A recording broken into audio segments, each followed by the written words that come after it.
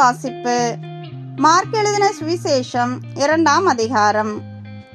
சில நாட்களுக்கு பின்பு அவர் மறுபடியும் கப்பர்நகூமுக்கு போனார். அவர் வீட்டில் இருக்கிறார் என்று ஜனங்கள் கேள்விப்பட்டு உடனே வாசலுக்கு முன்னும் நிற்க இடம் போதாதபடிக்கு அநேகர் கூடி வந்தார்கள். அவர்களுக்கு வசனத்தை போதித்தார். அப்பொழுது 4 பேர் ஒரு திமிர்வாதக்காரனை சுமந்து கொண்டு அவரிடத்தில் வந்தார்கள்.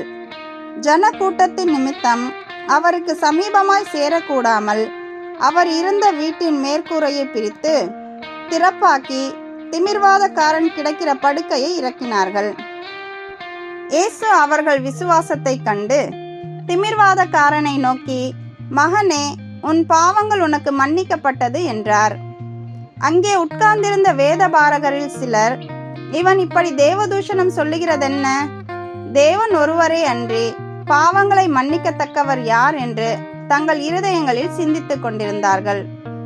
அவர்கள் தங்களுக்குள்ளே இப்படி சிந்திக்கிறார்கள் என்று இயேசு உடனே தம்முடைய ஆவியில் அறிந்து அவர்களை நோக்கி, நீங்கள் உங்கள் இருதயங்களில் இப்படி சிந்திக்கிறதென்ன? உன் பாவங்கள் உனக்கு மன்னிக்கப்பட்டதென்று சொல்வதோ, எழுந்து உன் படுக்கையை எடுத்துக்கொண்டு நடவென்று சொல்வதோ எது எளிது? பூமியிலே பாவங்களை மன்னிக்க மனுஷகுமாரனுக்கு அதிகாரம் உண்டென்பதை நீங்கள் அறிய வேண்டும் என்று சொல்லி திமிர்வாதக்காரனை நோக்கி, நீ எழுந்து உன் படுக்கையை எடுத்துக்கொண்டு உன் வீட்டுக்கு போ என்று உனக்கு சொல்லுகிறேன் என்றார். உடனே அவன் எழுந்து தன் படுக்கையை எடுத்துக்கொண்டு எல்லாருக்கும் முன்பாக போனான். அப்பொழுது எல்லாரும் ஆச்சரியப்பட்டு, நாம் ஒரு காலம் இப்படி கண்டதில்லை என்று சொல்லி தேவனை மகிமைப்படுத்தினார்கள். அவர் மறுபடியும் புறப்பட்டு கடல் அருகே போனார். அப்பொழுது ஜனங்கள் எல்லாரும் அவரிடத்தில் வந்தார்கள். அவர்களுக்கு போதகம் பண்ணினார். அவர் நடந்து போகையில் அல்பேயுவின் குமாரனாகிய லேவி ஆயத்துறையில் உட்கார்ந்திருக்கிறதை கண்டு, எனக்கு பின் சென்று வா என்றார். அவன் எழுந்து அவருக்கு பின் சென்றான். அப்பொழுது அவனுடைய வீட்டிலே அவர் போஜன பந்தி இருக்கையில் அநேக ஆயக்காரரும் பாவிகளும் அவரோடு கூட வந்திருந்தபடியால் அவர்களும் இயேசுவோடும் அவர் சீஷரோடும் கூட பந்தி இருந்தார்கள். அவர் ஆயக்காரரோடும் பாவிகளோடும் போஜனம் பண்ணுகிறதை வேதபாரகரும் பரிசேயரும் கண்டு அவருடைய சீஷரை நோக்கி, அவர் ஆயக்காரரோடும் பாவிகளோடும் போஜனம் பண்ணுகிறதென்னவென்று கேட்டார்கள். இயேசு அதை கேட்டு, பிணியாளிகளுக்கு வைத்தியன் வேண்டியதே அல்லாமல் சுகமுள்ளவர்களுக்கு வேண்டியதில்லை, நீதிமான்களை அல்ல பாவிகளையே மனம் திரும்புகிறதற்கு அழைக்க வந்தேன் என்றார். யோவானுடைய சீஷரும் பரிசேயருடைய சீஷரும் உபவாசம் பண்ணி வந்தார்கள். அவர்கள் அவரிடத்தில் வந்து, யோவானுடைய சீஷரும் பரிசேயருடைய சீஷரும் உபவாசிக்கிறார்களே, உம்முடைய சீஷர் உபவாசியாமல் இருக்கிறதென்னவென்று கேட்டார்கள்.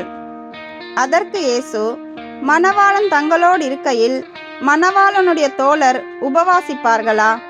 மணவாளன் தங்களுடனே இருக்கும் வரைக்கும் உபவாசிக்க மாட்டார்களே. மணவாளன் அவர்களை விட்டு எடுபடும் நாட்கள் வரும், அந்த நாட்களிலே உபவாசிப்பார்கள். ஒருவனும் கோடித்துண்டை பழைய வஸ்திரத்தோடு இணைக்க மாட்டான். இணைத்தால் அதனோடு இணைத்த புதிய துண்டு பழையதை அதிகமாய் கிழிக்கும், பீறலும் அதிகமாகும். ஒருவனும் புது திராட்சை ரசத்தை பழந்துருத்திகளில் வார்த்து வைக்க மாட்டான். வார்த்து வைத்தால் புது ரசம் துருத்திகளை கிழித்து போடும், ரசமும் சிந்திப்போம், துருத்திகளும் கெட்டுப்போம். புது ரசத்தை புது துருத்திகளில் வார்த்து வைக்க வேண்டும் என்றார். பின்பு அவர் ஓய்வு நாளில் பயிர் வழியே போனார். அவருடைய சீஷர்கள் கூட நடந்து போகையில் கதிர்களை கொய்ய தொடங்கினார்கள். பரிசேயர் அவரை நோக்கி, இதோ ஓய்வு நாளில் செய்யத்தகாததை இவர்கள் ஏன் செய்கிறார்கள் என்றார்கள். அதற்கு அவர், தாவீதுக்கு உண்டான ஆபத்தில் தானும் தன்னோடு இருந்தவர்களும் பசியாயிருந்த போது அவன் அபியத்தார் என்னும் பிரதான ஆசாரியன் காலத்தில் செய்ததை நீங்கள் ஒரு காலும் வாசிக்கவில்லையா? அவன் தேவனுடைய வீட்டில் பிரவேசித்து ஆசாரியர் தவிர வேறொருவரும் புசிக்கத்தகாத தெய்வ சமூக தப்பங்களை தானும் புசித்து தன்னோடு இருந்தவர்களுக்கும் கொடுத்தானே என்றார். பின்பு அவர்களை நோக்கி, மனுஷன் ஓய்வு நாளுக்காக உண்டாக்கப்படவில்லை, ஓய்வு நாள் மனுஷனுக்காக உண்டாக்கப்பட்டது. ஆகையால் மனுஷகுமாரன் ஓய்வு நாளுக்கும் ஆண்டவராய் இருக்கிறார் என்றார்.